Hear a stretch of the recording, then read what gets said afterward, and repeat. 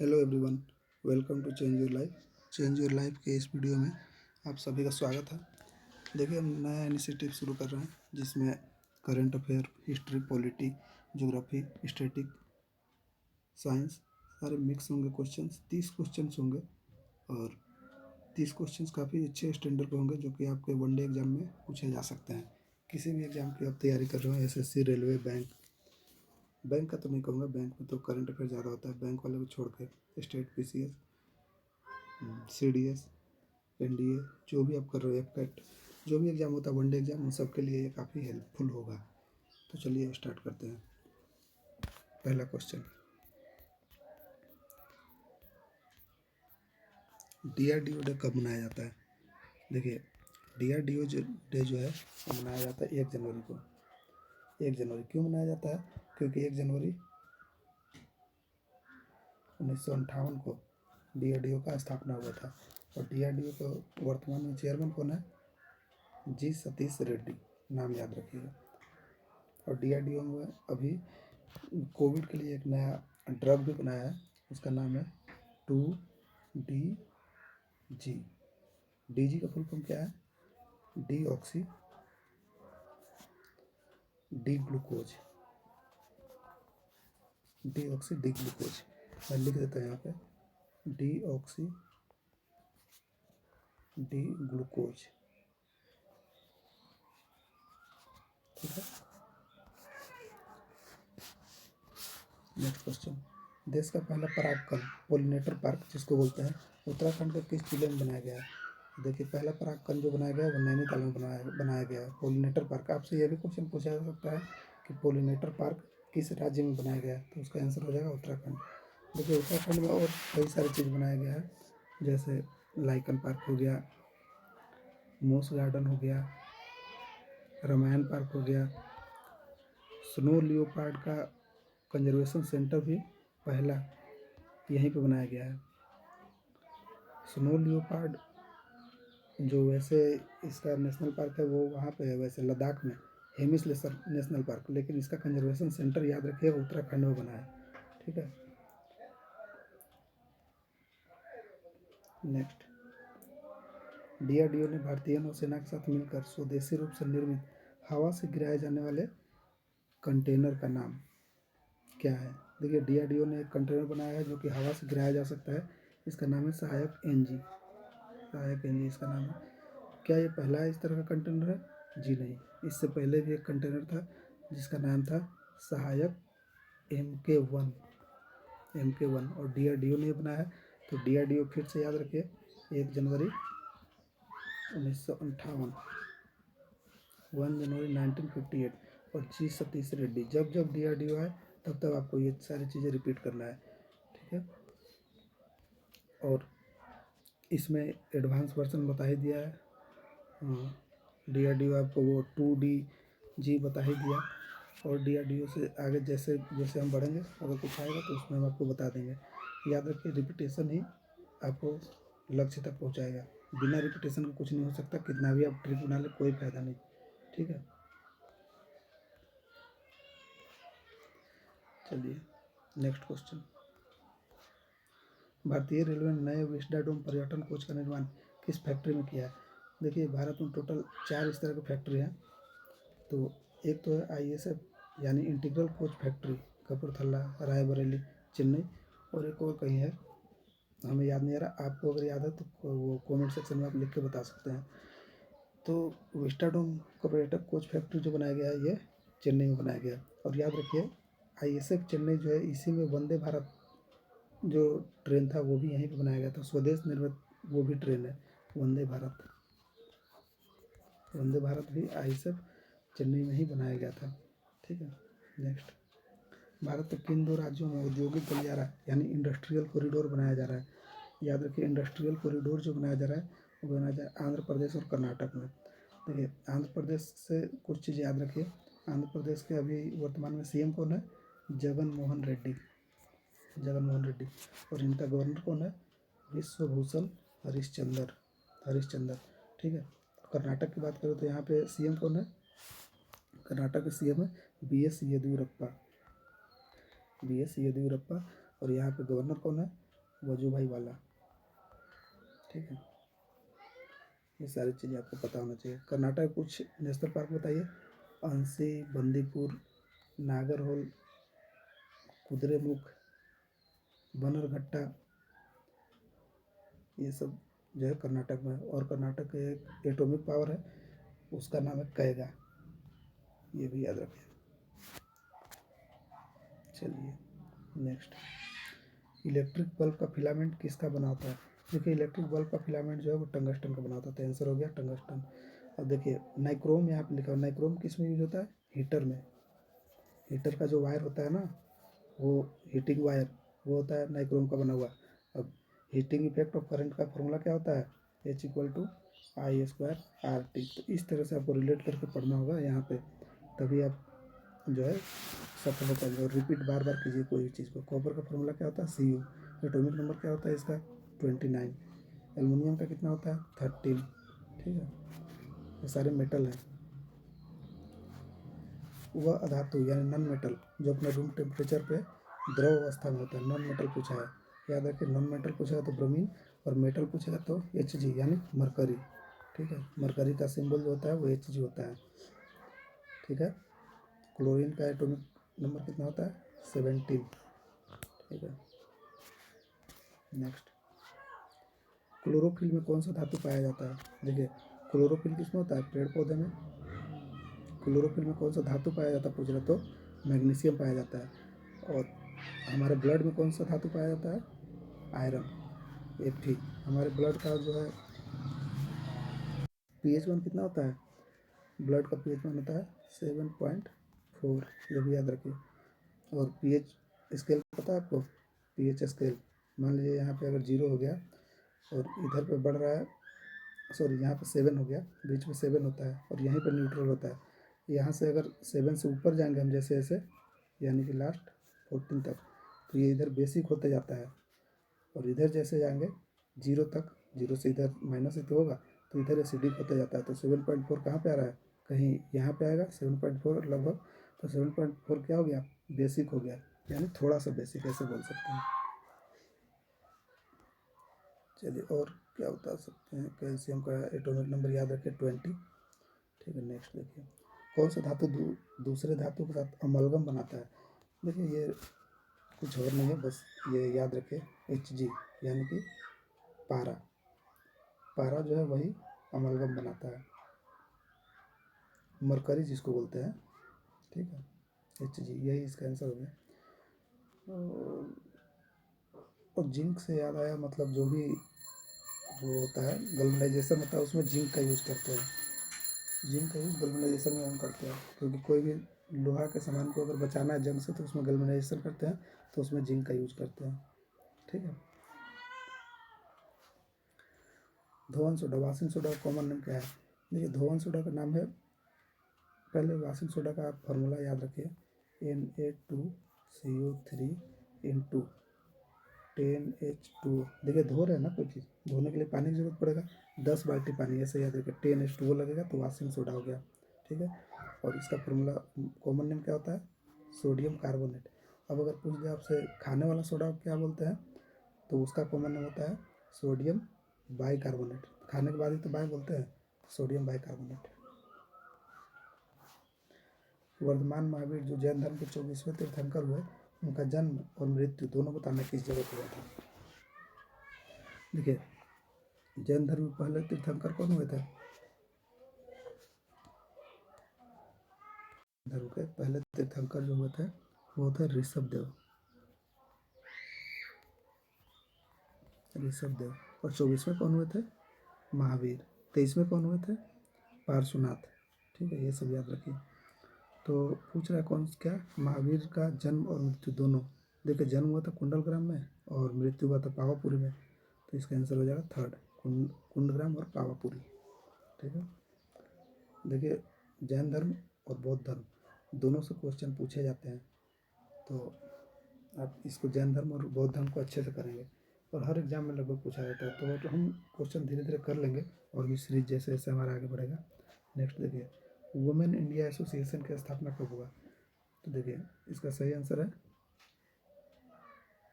1917 women India association की स्थापना कब हुआ?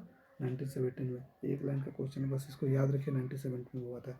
और भी चीज़ देख लीजिए, जैसे 1927 में क्या हुआ था? साइमन कमीशन का गठन हुआ था। 3 लोग इसमें थे, तीनों के नाम कमेंट बॉक्स में लिख के बताइए, जैसे कभी क्वेश्चन लेके आएंगे इसके बारे में। ठीक है, नेक्स्ट देखिए, और एक मिनट, 1947 में देखिए क्या हुआ था। 1947 में क्या हुआ था? 3 जून प्लान आया था, डिक्की बर्ड प्लान भी इसको कहते हैं। 3 जून प्लान लॉर्ड माउंटबेटन लाए थे। इसी के अनुसार तो भारत और पाकिस्तान अलग हुए थे और हमें स्वतंत्रता मिली थी। नेक्स्ट देखिए, असहयोग आंदोलन की शुरुआत कब हुई थी? असहयोग आंदोलन की शुरुआत, देखिए आंसर सबसे पहले हम देख लेते हैं, आंसर इसका हो जाएगा 1920। हुआ क्या? 1919 में एक कानून आया, रोलेट एक्ट। रोलेट एक्ट नाम का कानून आया। तो इसमें हुआ क्या कि 2 लोग थे। इस कानून में क्या था कि बिना वकील बिना दलील का कानून कहा जाता था इसको। कहीं भी 144 लगा हुआ, किसी को भी गिरफ्तार कर सकते थे। इस पर कोई कानून नहीं, कहीं भी आप इसका वो नहीं कर सकते हैं, अपील नहीं कर सकते हैं। तो काला कानून ही तो कहेंगे। तो हुआ क्या कि इसके विरोध कर रहे थे लोग। तो डॉक्टर सैफुद्दीन किचलू और सत्यपाल मलिक, सैफुद्दीन किचलू और सत्यपाल मलिक, इनको गिरफ्तार कर लिया गया। तो इनको जब गिरफ्तार कर लिया गया तो लोग इनको छुड़ाने के लिए, बैसाखी का दिन था वो, बैसाखी का दिन था, और जालियांवाला बाग अमृतसर में है, जालियांवाला बाग में लोग इकट्ठे हुए और भीड़ लग गई। तो इस पर क्या किया कि जनरल ओ डायर ने गोलियां चला दी भीड़ पे और बहुत सारे लोग मारे गए। तो इसी के विरोध में, इसके विरोध में क्या हुआ कि महात्मा गांधी ने केसरे हिंद की उपाधि, केसरे हिंद, रविन्द्रनाथ ठाकुर ने सर की उपाधि, और जमनालाल बजाज ने भी कोई उपाधि वापस किया था, राय बहादुर की उपाधि जमनालाल बजाज ने वापस किया। उसके बाद रविन्द्रनाथ टैगोर ने बता ही दिया, सर का उपाधि वापस किया। इतने सारे लोग उपाधि जो है वापस करना शुरू कर दिए थे। और फिर क्या हुआ, गांधी जी इससे गुस्सा के, मतलब समझ लिए, गुस्सा हो गए गांधी जी। गांधी जी गुस्सा क्या किए कि इसमें असहयोग आंदोलन शुरू किया। और असहयोग आंदोलन कब शुरू हुआ? 1920 में। तो इसी का परिणाम था रोलेट एक्ट। ये जालियांवाला बाग का ही परिणाम था कि 1920 में रोलेट एक्ट शुरू हुआ। और ये सॉरी असहयोग आंदोलन शुरू हुआ। असहयोग आंदोलन शुरू तो हो गया, लेकिन हुआ क्या, 1922 में दिन था 5 फरवरी का। 5 फरवरी 1922 को गोरखपुर में एक जो थाना चौकी था उसी को जला दिया लोगों ने। उसमें 2-3 लोग थे, जैसे आपके बहुत बड़े बड़े लोग थे उसमें।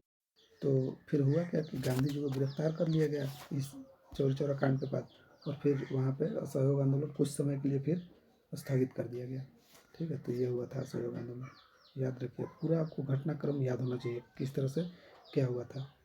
ठीक है, चलिए नेक्स्ट, बंगाल विभाजन के समय भारत के गवर्नर जनरल कौन था? देखिए, बंगाल विभाजन जो हुआ था वो हुआ था 1905 में। ठीक है, और उस समय भारत का गवर्नर जनरल कौन था? उस समय भारत का गवर्नर जनरल था लॉर्ड कर्जन। लॉर्ड कर्जन उस समय भारत के गवर्नर जनरल थे। 1905 में ये चीज़ हुआ था। हालांकि बंगाल का जो विभाजन था ये वापस ले लिया गया था, क्योंकि 1906 में फिर बहुत बड़ा वो हुआ था, क्रांति हुआ था लोगों के द्वारा।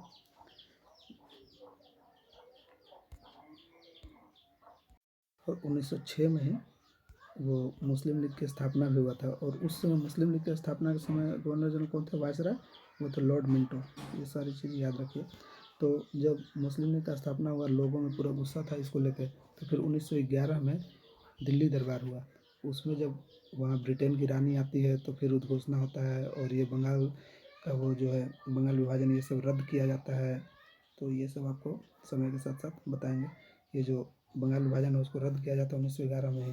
और 1911 में ही ये घोषणा किया जाता है कि अब कलकत्ता से दिल्ली कैपिटल जाएगा, क्योंकि पहले कैपिटल क्या हुआ करता था इंडिया का? दिल्ली, ये सॉरी कलकत्ता। बाद में दिल्ली आया 1912 में। ठीक है, गुलामों का गुलाम किस शासक को कहा जाता है? ये गुलामों का गुलाम ये जुड़ा हुआ दिल्ली सल्तनत से, दिल्ली सल्तनत से ही जुड़ा हुआ है। दिल्ली सल्तनत में टोटल कितने वंश हुए? गुलाम वंश, खिलजी वंश, तुगलक वंश, सैयद वंश, लोधी वंश। तो टोटल 5 वंश हुए इसमें। पूरा आपको ये सीरियल याद होना चाहिए। गुलाम, खिलजी, तुगलक, सैयद, लोधी। तो वह क्या, गुलाम वंश जब आया तो मोहम्मद गोरी 1911 में आया था। मोहम्मद गोरी और पहले भी आ चुका था मोहम्मद गोरी, खैर हम 1911 की बात करेंगे। तो मोहम्मद गोरी आता है और आक्रमण कर देता है इस पे, दिल्ली पे। तो पहले तो पृथ्वीराज चौहान उस समय वो होते हैं, सर यहाँ पे 1191 क्या है, 1191 में मोहम्मद गोरी आक्रमण करता है पृथ्वीराज चौहान पे। तो पृथ्वीराज चौहान पहले तो ये हरा होता है मोहम्मद गोरी को, लेकिन फिर 1192 में फिर से दोनों में युद्ध होता है और इस बार मोहम्मद गोरी जो है जीत जाता है। तो इस सारे घटनाक्रम हुए थे। उसके बाद देखिए क्या हुआ कि गुलाम रखने का बहुत शौक था इसको, मोहम्मद गोरी को। तो इसने अपना गुलाम लाया था और गुलाम का नाम था कुतुबुद्दीन ऐबक। तो मोहम्मद गोरी का नाम हुआ कुतुबुद्दीन ऐबक, और कुतुबुद्दीन ऐबक का भी एक गुलाम था जिसका नाम था इल्तुतमिश। तो इसीलिए इसको बोलते हैं, मोहम्मद गोरी का गुलाम हुआ कुतुबुद्दीन ऐबक, कुतुबुद्दीन का इल्तुतमिश, तो इसीलिए बोलते हैं इसको गुलामों का गुलाम। ठीक है। नेक्स्ट, बांधवगढ़ नेशनल पार्क किस राज्य में स्थित है? देखिए बांधवगढ़ नेशनल पार्क जो है वो बांधवगढ़, कान्हा, माधव, पन्ना, पेंच, फोसिल, सतपुड़ा, वन विहार, ऊनो, रतापानी, ये सारे जो है कहाँ पे हैं? ये सारे के सारे आपके हैं एमपी में, ये सारे एमपी में है। तो आंसर क्या हो जाएगा? मध्य प्रदेश। मध्य प्रदेश के वर्तमान में सीएम कौन है? शिवराज सिंह चौहान, याद रखिए। आनंदीबेन पटेल यहाँ पे गवर्नर है। यूपी में एक वो है दुधवा नेशनल पार्क, याद रखिए, कभी कभी पूछ देता है और गलत हो जाता है। नेक्स्ट देखिए, अजंता गुफाएं किस राज्य में स्थित है? देखिए अजंता गुफाएं बहुत सिंपल क्वेश्चन है, ये महाराष्ट्र में है। महाराष्ट्र में कन्हेरी की गुफाएं हैं, एलोरा की गुफाएं हैं, एलिफेंटा की गुफाएं हैं। ठीक है, राष्ट्रकूट ने बनवाया था एलिफेंटा की गुफाएं। तो ये सारे महाराष्ट्र में है। महाराष्ट्र के नेशनल पार्क कुछ बताइए। संजय गांधी नेशनल पार्क महाराष्ट्र में ही है। इसके जो ब्रांड एम्बेसडर कुछ दिन पहले रवीना टंडन बनी थी, हमें याद है। ठीक है, और भी बहुत सारे नेशनल पार्क है महाराष्ट्र में, फिर कभी जब जब महाराष्ट्र का नाम आएगा बताएंगे आपको। देखिए बृहदेश्वर मंदिर किस वंश से संस्था ये संबंधित है? बृहदेश्वर मंदिर जो है ये चोल वंश से संबंधित है, चोल वंश। और ये चोल वंश जो दक्षिण में राज करता था, इसकी जो है साउथ में, इसका जो नेवी बहुत मजबूत माना जाता था। इसका विजयालय इसके संस्थापक माने जाते हैं। और राजेश्वर वन इनके बहुत बड़े प्रतापी राजा जो कि दक्षिण में श्रीलंका तक को बोला जाता है कि जीत लिया था इन्होंने। उसके बाद राज वन है, इन्होंने श्रीलंका को तो जीता है, श्रीलंका में तो पूरा श्रीलंका को आधा जीता था राजराजेश्वर ने। और इसके बाद राज वन आते हैं, राज वन, ये क्या करता है पूरा श्रीलंका को जीतते हैं, वहाँ पे अपना टेरिटरी भी बना रखे होते हैं ये। उसके बाद फिर ये जो है टेरिटरी बना रखे होते हैं और ये नॉर्थ में भी जाते हैं। ठीक है, ये मतलब वेस्ट बंगाल में भी पाल वंश के कोई संस्थापक थे, हमें याद नहीं आ रहा, उनको भी हरा देते हैं। तो बहुत प्रतापी राजा हुए थे राज वन चोल वंश के। ठीक है, याद रखिए। चोल वंश का संस्था, चोल वंश से संबंधित है बृहदेश्वर मंदिर, और ये स्थित है तमिलनाडु में। तमिलनाडु में कहाँ? तंजावुर में, तंजावुर, याद रखिए। नुआखाई किस राज्य का प्रमुख त्यौहार है? ये नुआखाई जो है उड़ीसा का है। उड़ीसा के अलावा ये छत्तीसगढ़ में भी मनाया जाता है नुआखाई। उड़ीसा का भी सीएम कौन है? नवीन पटनायक। नेक्स्ट, थारू जनजाति किस राज्य से संबंधित है? तो ये थारू जनजाति जो है बिहार में भी है, यूपी में भी है, उत्तराखंड में भी है। तो आंसर हो जाएगा ऑल ऑफ द एबव। तो सभी में संबंधित है। थारू जनजाति की एक विशेषता है जो आप याद रखिएगा, दिवाली को जो है ना ये शोक के रूप में मनाते हैं। दिवाली को शोक के रूप में मनाती है ये जनजाति। ये कैसे जनजाति है? दिवाली को शोक के रूप में मनाती है, ये भी याद रखिएगा। तो थारू जनजाति किससे हो गया? बिहार, यूपी, उत्तराखंड सबसे। नेक्स्ट देखिए, सुप्रीम कोर्ट का मूल न्यायाधिकार ओरिजिनल जुरिडिक्शन कौन सा आर्टिकल से संबंधित है? इसका आंसर हो जाएगा 141 से संबंधित है। देखिए 80 आर्टिकल में क्या है, 80 में है आपका संसद राज्यसभा और आर्टिकल 80 में है, और 164 कुछ खास है, अभी हम आगे बताएंगे आपको। देखिए किसी राज्य का कोई व्यक्ति अगर अपना विधानसभा चुनाव हार जाए तब भी वो उस राज्य का मुख्यमंत्री बना रह सकता है किस अनुच्छेद के तहत। देखिए क्वेश्चन आपके लिए मैं सिंपल बना देता हूँ। हुआ क्या कि अभी आप देखे होंगे कि ममता बनर्जी जो है उनकी पार्टी तृणमूल कांग्रेस, वो तो अपना तृणमूल कांग्रेस का बहुमत मिला है, इसमें 200 से ज़्यादा सीट जीते हैं, करीब 207 शायद 200 से ज़्यादा सीट जीते हैं, 203 या 207 ऐसे ही कुछ है। तो हुआ क्या, नंदीग्राम से तो ममता बनर्जी चुनाव हार गए, तो विधानसभा का सदस्य है नहीं, तो बिना विधानसभा के सदस्य रहते हुए कोई मुख्यमंत्री बन सकता है? जी हाँ, बिल्कुल बन सकता है।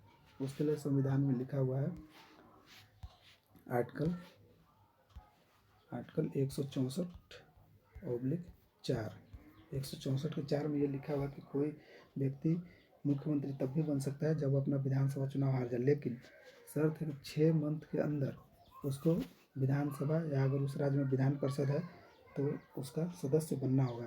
तो वेस्ट बंगाल में विधानसभा तो है, विधान परिषद तो है नहीं, तो उनको ममता बनर्जी को 6 महीने के अंदर कहीं से भी चुनाव लड़ना होगा और जीत हासिल करना होगा। अगर वो जीत हासिल करने में नाकाम रहती है तो फिर वेस्ट बंगाल में फिर से चुनाव होगा, ये याद रखिए, ठीक है। तो इसका आंसर क्या हो जाएगा? इसका आंसर हो जाएगा 164/4। 360 आपको पता है फाइनेंशियल इमरजेंसी है। 29-30 आपका कल्चरल राइट्स है, ठीक है ना, कल्चरल राइट 29 और 30 दोनों कल्चरल राइट है, पता है ना। 12 से लेकर 36 तक क्या है अपना वो मूल अधिकार, जिसको फंडामेंटल राइट्स बोलते हैं, मूल अधिकार है, तो उससे 29 और 30 क्या हो गया, कल्चरल राइट, ठीक है। 79 आपका हो गया, 79 जो है आर्टिकल वो किससे संबंधित है? पार्लियामेंट से। तो सारी चीज़ें याद रखें। भारतीय संविधान के किस अनुच्छेद में नीति निर्देशक तत्व यानी डीपीएसपी का वर्णन है? देखिए डीपीएसपी का वर्णन जो है 36 से 51 तक है, क्योंकि फंडामेंटल राइट्स कितना हो गया 12 से 35 तक, और डीपीएसपी कितना हो गया, डीपीएसपी जो है हो गया 36 से 51 तक, और 51 के ए में क्या हो गया या 51 के क में क्या हो गया, ये हो गया मूल मौलिक कर्तव्य, ठीक, ये आप याद रखें 36 से 51 तक, बाकी कुछ नहीं है। 36 से 51 तक फंडामेंटल ये डीपीएसपी। और कहाँ से लिया डीपीएसपी? आयरलैंड से। आयरलैंड की राजधानी क्या है? डबलिन। करेंसी क्या है? यूरो। नेक्स्ट, भारतीय संविधान में आपातकाल का अनुबंध कहाँ से लिया गया है? ठीक है, भारतीय संविधान में जो आपातकाल का अनुबंध लिया गया है तो लिया गया है आपका जर्मनी से। आंसर हो जाएगा हमारा जर्मनी। पहले तो आंसर टिक कर लेते हैं जर्मनी। तो देखिए ऑप्शन में है आपका जर्मनी। आपातकाल के प्रवर्तन के दौरान राष्ट्रपति को मौलिक अधिकार संबंधी शक्तियाँ हैं। उसके बाद और ऑप्शन में देखिए क्या है, जापान। जापान में क्या, विधि द्वारा स्थापित क्रिया, याद करते रहिएगा, विधि द्वारा स्थापित प्रक्रिया जापान से है। उसके बाद यूएसए की अगर हम बात करें तो यूएसए से बहुत सारा चीज़ लिया गया, फंडामेंटल राइट हो गया, न्यायिक पुनर्लोकन हो गया, संविधान की सर्वोच्चता हो गया, न्यायपालिका की स्वतंत्रता हो गया, निर्वाचित राष्ट्रपति एवं उस पर महाभियोग, उपराष्ट्रपति, उच्चतम न्यायालय, न्यायालय की वो जो उनके वो है जस्टिस हैं उनको हटाने की प्रक्रिया, वित्तीय आपातकाल, ये सारे चीज़ जो है वो यूएसए से लिए गए हैं, ठीक है। और देखिए ब्रिटेन से क्या लिया है, एकल नागरिकता लिया गया है ब्रिटेन से ही, संसदीय शासन प्रणाली लिया गया है, निर्माण प्रक्रिया लिया गया है ब्रिटेन से। तो ये सारी चीज़ आप याद रखें क्योंकि क्वेश्चन बीच में पूछ दिया जाता है। नेक्स्ट देखिए, भारत के इतिहास को उस प्रथम प्रधानमंत्री का नाम बताइए जो किसी राज्य का मुख्यमंत्री रहा हो। देखिए क्वेश्चन थोड़ा सा और आपके लिए सिंपल बना देता हूँ। क्वेश्चन ये पूछना चाहता है कि वैसे व्यक्ति के नाम बताइए जो प्रधानमंत्री तो है या रहा हो लेकिन उससे पहले किसी राज्य का मुख्यमंत्री भी रहा हो, ठीक है। तो देखिए ऐसे टोटल 6 व्यक्ति हुए हैं। टोटल कितने व्यक्ति हुए? ऐसे 6 व्यक्ति हुए हैं टोटल। तो याद रखिए इनका क्रम भी मैं आपको बता देता हूँ। सबसे पहले हुए मोरारजी देसाई, ठीक है। उसके बाद हुए चौधरी चरण सिंह, ठीक। उसके बाद वीपी सिंह, उसके बाद पीवी नरसिम्हा राव, उसके बाद हुए एचडी देवगौड़ा, एचडी देवगौड़ा। उसके बाद तो आपको पता ही है ये अभी जो नरेंद्र मोदी हैं ये छठे ऐसे प्रधानमंत्री हैं। ठीक है, तो ये आप याद रखिएगा। तो इसका आंसर क्या हो जाएगा? इसका आंसर हो जाएगा मोरारजी देसाई। ठीक है, नेक्स्ट चलिए। भारतीय मानक समय इंडियन स्टैंडर्ड टाइम किस राज्य से होकर गुजरती है? शायद यहाँ पूछना चाहता है किस राज्य से होकर नहीं गुजरती है। देखिए, ये किस राज्य से होकर नहीं गुजरती है, इसका आप आंसर लगाएंगे महाराष्ट्र ऑप्शन में, क्योंकि बाकी सभी जगह से गुजरती है। देखिए इनमें ऑप्शन से बता देता है आपको कहाँ से, यूपी, एमपी, छत्तीसगढ़, उड़ीसा, उसके बाद एक और कौन सा रह गया, यूपी, एमपी, छत्तीसगढ़, उड़ीसा, आंध्र प्रदेश। ये 6 स्टेट से गुजरता है, लेकिन महाराष्ट्र से नहीं गुजरता है। याद रखिएगा, UP, MP, Chhattisgarh, Orissa, Andhra Pradesh. UP, MP, Chhattisgarh, Orissa, Andhra Pradesh. UP, MP, Chhattisgarh, Orissa, Andhra Pradesh. ये 5 राज्य, sorry, UP, MP, Chhattisgarh, Orissa, Andhra Pradesh, 5 राज्य से गुजरती है। ये आप याद रखेंगे। और इसको क्या बोलते हैं, उस रेखा को बोलते हैं क्या? इंडियन स्टैंडर्ड टाइम जो है उसको क्या बोलते हैं, कौन सा रेखा? इसको बोलते हैं 82 डिग्री और 30 मिनट पूर्वी देशांतर, ईस्टर्न लॉन्गिट्यूड। ठीक है, ये याद रखिएगा, ईस्टर्न लॉन्गिट्यूड बोलते हैं 82.30 ईस्टर्न लॉन्गिट्यूड। नेक्स्ट देखिए, 9 डिग्री चैनल किसे अलग करता है? ये 9 डिग्री चैनल बताने से कुछ आपको पहले रफ कर देता हूँ। ये हो गया, मान लीजिए एक लाइन, ये हो गया मालदीव, ये हो गया आपका मिनिकोय, और ऊपर में हो गया आपका लक्षद्वीप। तो देखिए मालदीव और मिनिकोय के बीच में है 8 डिग्री, मिनिकोय और लक्षद्वीप के बीच में है 9 डिग्री। अब आपको आंसर इसका आसान हो जाएगा। तो 9 डिग्री पूछा है, तो यानी कि मिनिकोय और लक्षद्वीप होगा इसका आंसर। 2 डिग्री मिनिकोय और लक्षद्वीप। अगर 8 डिग्री पूछता है तो मिनिकोय और मालदीव हो जाता है। ठीक है, इस तरह से याद रखें। 10 डिग्री पूछता है तो अंडमान और निकोबार के बीच में है। ठीक है, नेक्स्ट चलिए। हॉर्न ऑफ अफ्रीका में स्थित इरिट्रिया की राजधानी, इरिट्रिया की राजधानी क्या है? इरिट्रिया अस्मारा नक्फा, याद होना चाहिए बिल्कुल आपको। इरिट्रिया अस्मारा नक्फा, नक्फा इसका करेंसी हो गया। तो और मोगादिशु किसका राजधानी है? सोमालिया का। बाकू किसका है? अदीस अबाबा का, सॉरी, अदीस अबाबा राजधानी है इसका। और बाकू किसका? अजरबैजान का, अजरबैजान का। देखिए मोगादिशु हो गया आपका, एक मिनट रफ कर देता हूँ पूरा। मोगादिशु हो गया सोमालिया का, अस्मारा हो गया जो आपका ये एरिट्रिया का, बाकू हो गया अजरबैजान का, अदीस अबाबा हो गया, अदीस अबाबा। आप बताइए कमेंट करके, याद नहीं आ रहा मुझे, शायद मैं भूल गया यार, अभी याद था, कुछ देर पहले भूल गया मैं। ठीक है, नेक्स्ट बताइए, कमेंट करके जरूर बताइएगा अदीस अबाबा किस देश का राजधानी है। कावेरी नदी विवाद कितने राज्यों में या यूनियन टेरिटरी के बीच है? ऑप्शन यहाँ पे चलिए 2, 3, 4, 5। तो मैं बता दूं इसका आंसर, राइट आंसर है 4 राज्यों या यूनियन टेरिटरी। कौन सा? कर्नाटक, तमिलनाडु, केरल और पुदुचेरी। देखिए एक और चीज़ पूछता है, कावेरी जो है कहाँ से निकलता है? तो ये ब्रह्मगिरी रेंज से निकलता है, ये कर्नाटक में है, ब्रह्मगिरी रेंज से। और ये 4 स्टेट या यूनियन टेरिटरी के बीच में इसका विवाद है, कर्नाटक, तमिलनाडु, केरल और पुडुचेरी। और एक चीज़ और, ये किस जुरिडिक्शन में आएगा? ये आएगा ओरिजिनल जुरिडिक्शन में। अभी जो क्वेश्चन नंबर अभी हम बात किए थे ना पहले, ओरिजिनल जुरिडिक्शन जो 141 आर्टिकल में आता है, तो ये कौन सा जुरिडिक्शन आएगा? Original jurisdiction. और एक चीज़ आप याद रखिए, ओरिजिनल जुरिडिक्शन जो है वो 141 आर्टिकल में आता है। कौन कौन सा शामिल है इसमें? स्टेट और सेंटर, स्टेट, ठीक है, सेंटर स्टेट। लेकिन याद रखिए इसमें यूनियन टेरिटरी इन्वॉल्व नहीं होता है ओरिजिनल जुरिडिक्शन में। 141 का यूज हम यूनियन टेरिटरी के लिए नहीं कर सकते हैं। ठीक है, चलिए नेक्स्ट। किस संस्था के द्वारा जारी किया जाता है world economic outlook report? World economic outlook report जो है किस संस्था के द्वारा जारी किया जाता है? तो ये जारी किया जाता है IMF के द्वारा। ठीक है, IMF, इंडियन मॉनेटरी फंड। इसका हेडक्वार्टर कहाँ पे है? वाशिंगटन में, वाशिंगटन DC में, अमेरिका में। और वर्ल्ड बैंक कौन सा रिपोर्ट जारी करता है? वर्ल्ड बैंक रिपोर्ट जारी करता है world development report, world development report. और एक बात बताइए, RBI कौन सा रिपोर्ट जारी करता है? Financial stability report, financial stability report, ठीक है, ये सारी चीज़ें याद रखें। वर्ल्ड बैंक के वर्तमान में ये चेयरमैन कौन है, वर्ल्ड बैंक के, बहुत ही आसान है, वर्ल्ड बैंक के चेयरमैन कौन है। चलिए कोई नहीं, आप कमेंट बॉक्स में इसका बताइए, और कितना स्कोर आया आप ये भी बताइए। और बिल्कुल इस तरह सीरीज़ जारी रहेगा। अगर आपको यह सीरीज़ अच्छा लगा तो ज़रूर हमें बताएं, और वीडियो को लाइक करें, सब्सक्राइब करें, ठीक है। चलिए लाइक कीजिए, सब्सक्राइब कीजिए, धन्यवाद, थैंक यू।